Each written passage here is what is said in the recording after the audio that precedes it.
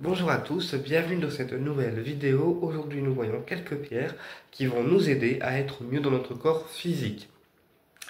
Alors, on commence par l'hématite. L'hématite est une pierre rouge puisque son état naturel est rouge, mais une fois que l'hématite est travaillée, eh bien sa couleur de base est grise.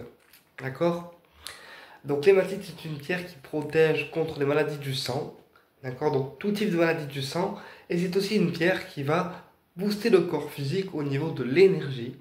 C'est également une pierre d'ancrage douce. Donc toutes les personnes qui manquent en fait d'ancrage, eh bien l'hématite va les réancrer. D'accord? L'hématite est aussi une pierre qui va vous revitaliser. D'accord? Et qui va aussi redonner du courage, de l'assurance et de la force aussi dans les jambes. Puisque l'hématite est une pierre aussi de force et d'énergie. Euh, Ensuite, on va utiliser pour être mieux dans le corps physique l'œil de fer. Donc l'œil de fer de couleur jaune, il va donc aussi travailler la confiance en soi, la protection des énergies négatives. Et également, il va redonner du tonus au corps et de la vitalité au corps et aussi soutenir le corps lors de convalescence, d'accord, ou lors d'activités sportives ou lorsque le corps est en mouvement, en fait, énergétique, pour apporter un soutien énergétique pour que le corps garde une énergie qui lui soit propre. Voilà. Donc l'œil de fer, en fait, il a vraiment ce rôle de pouvoir être là en soutien énergétique pour vous-même et aussi pour votre corps physique lorsque celui-ci est en effort, tout simplement. Ensuite, on va aussi utiliser le cristal de roche. Donc le cristal de roche, le cristal de roche qui est assez connu, c'est une pierre qui va nous aider à en fait à redonner beaucoup d'énergie dans notre corps comme dans notre esprit, puisque le cristal de roche fait l'équilibre entre corps et esprit. Et puis une pierre qui va nous aider aussi à avoir la clarté mentale et aussi nous recharger l'organisme en général, puisque le cristal de roche recharge en fait tout le corps dans sa globalité et il est souvent utilisé pour les personnes qui sont en cas d'extrême fatigue pour pouvoir les recharger. Puisque le cristal de roche, en fait, quand on le porte sur soi ou en bracelet ou autre, ou même dans la poche, etc., notre corps en mouvement. C'est-à-dire que le corps physique, lorsque le cristal est sur vous, il se remet en mouvement et toutes les parties de votre corps se remettent en mouvement. Il se relance en fait. Et puis le cristal de roche, avec le cristal de roche, on récupère aussi de la mémoire, puisque le cristal de roche agit également sur la mémoire. Donc la faculté de mémoriser plus de choses et on récupère à peu près 30% de mémoire lorsqu'on porte en fait un cristal de roche sur soi. Euh, Ensuite, on va utiliser aussi l'émeraude. Alors l'émeraude que j'ai là, voilà, ça c'est une émeraude. Alors l'émeraude, il y a beaucoup de personnes qui nous disent que c'est une pierre qui doit être portée seule, puisque on déconseille souvent de l'associer à d'autres pierres. Et à mon sens, c'est pas forcément vrai, puisque toutes les pierres peuvent être associées à d'autres pierres. C'est juste qu'il faut trouver une combinaison de pierres qui correspondent en fait à l'émeraude. Je prends un exemple. Ici, on a de l'émeraude. Donc l'émeraude, c'est une pierre par sa couleur verte qui travaille sur le chakra du cœur et qui va aider aussi à la guérison des émotions, la guérison émotionnelle. Et puis, comme c'est une pierre de guérison, elle va aussi aider le corps physique, en fait, à se guérir tout seul ou apporter un soutien, en tout cas, à la guérison émotionnelle et physique.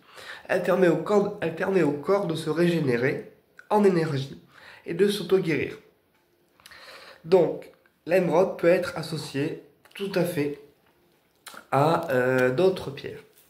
Comme ici, je l'ai associé à la rhodonite, que j'ai ici en bracelet. Pourquoi je l'ai associé à la rhodonite? Parce que la rhodonite, c'est une pierre, en fait, qui, de par sa couleur rose, travaille sur le chakra du cœur au niveau affectif, et de par sa couleur noire, apporte une protection au niveau du chakra du cœur. C'est donc une pierre qui va protéger au niveau relationnel, d'accord, et une pierre qui va vous apaiser, vous materniser, en quelque sorte. Un peu plus fortement d'ailleurs que le quartz rose.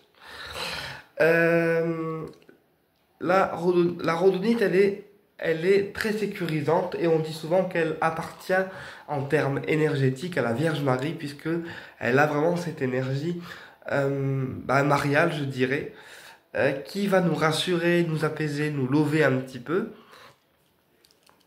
Et c'est une très bonne pierre qui va apporter une guérison affective et permettre aussi de nous réouvrir aux autres personnes lorsque le cœur a été blessé, lorsque le cœur a été piqué, ou lorsqu'on a eu des déceptions amoureuses, amicales ou affectives tout simplement.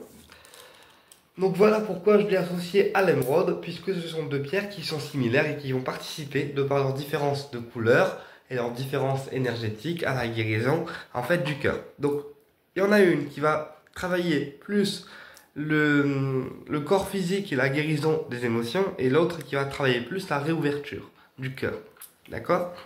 En ce sens, mon association de pierres est parfaitement logique et on travaille bien le même organe ou la même en fait chose au niveau des énergies. Ensuite, on va associer donc l'émeraude, comme j'ai expliqué, c'est une pierre de guérison. Elle permet de guérir le corps complètement en totalité et en plus d'apporter une guérison en fait émotionnelle, et elle permet aussi de faire ressortir les émotions, qu'elles soient négatives en fait ou positives. Et bien l'émeraude permet aussi de faire ressortir les émotions et aussi d'apporter du déblocage. Ensuite, on va associer à ça la malachite. La malachite, une pierre verte également, qui va, elle, travailler la guérison des douleurs articulaires, la guérison des douleurs au niveau du dos et toute, en fait, forme de douleur. Donc, ça peut être des douleurs au niveau des doigts, ça peut être des douleurs au niveau des mains, ça peut être des douleurs au niveau des jambes, ça peut être des douleurs au niveau des pieds.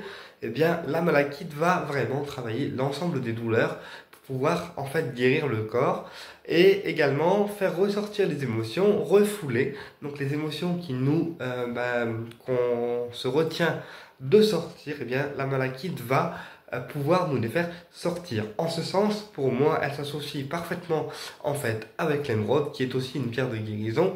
Et la malachite plus l'émeraude feront un travail qui, pour moi, sera remarquable. Et on va quand même associer à ça une pierre qu'on appellera la kunzite. Alors la kunzite n'est pas une pierre de guérison au niveau physique, mais comme la malachite et l'émeraude sont des pierres vertes et qui vont faire ressortir en fait les émotions en profondeur, et bien on mettra une pierre rose en fait pour contrebalancer oui, la purification émotionnelle qui va en fait se faire.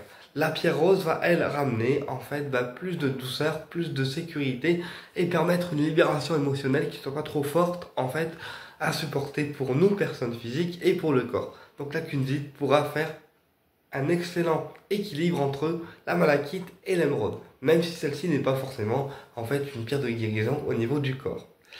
Et puis, une pierre que j'aime bien aussi associer pour la guérison du corps, c'est l'ambre jaune. L'ambre jaune parce qu'elle permet vraiment de relâcher le corps et aussi de revenir à l'essentiel, donc toutes les choses qui nous sont essentielles, et aussi de pouvoir permettre au corps de prendre du repos et de se reposer, tout simplement. Et aussi, elle nous permet aussi de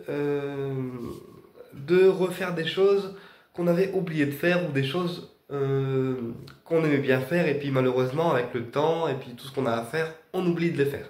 Donc l'ambre jaune, elle permet aussi de se recentrer, nous en tant que personne, et recentrer notre corps physique, tout simplement. Ensuite, on va associer également l'azurite malachite. Donc l'azurite malachite, donc une pierre bleue et verte. Donc on est donc sur la communication, puisque le bleu représente en fait la communication, le côté anti-stress et la créativité, et la malachite, donc la pierre verte dont j'ai parlé dans la vidéo, représente la guérison. Donc l'azurite malachite, elle fait un pont entre corps et esprit, puisque le bleu représentera l'esprit, d'accord, l'esprit, la créativité, la communication, l'anti-stress, etc. Et le vert, lui, de la malachite, va représenter la guérison. En ce sens, on aura une seule pierre dans une même pierre, puisque l'azurite malachite est une combinaison entre de l'azurite et de la malachite. On aura donc les deux vertus qui seront en fait ensemble. Voilà. Puisque bah, la couleur bleue permettra en fait à l'esprit de pouvoir se reposer, de se relâcher. Et la couleur verte de la malachite permettra au corps aussi de se relâcher, de relâcher toutes les douleurs musculaires, articulaires ou autres, tout ce qui n'a pas en fait lieu d'être dans notre corps. Voilà, c'est en ce sens-là qu'on dit que l'azurite malachite fait l'équilibre entre corps et esprit, un petit peu comme le cristal en fait de roche. Eh bien écoutez, j'espère que cette vidéo vous a plu et je vous dis à très bientôt pour une prochaine vidéo et au plaisir de vous retrouver.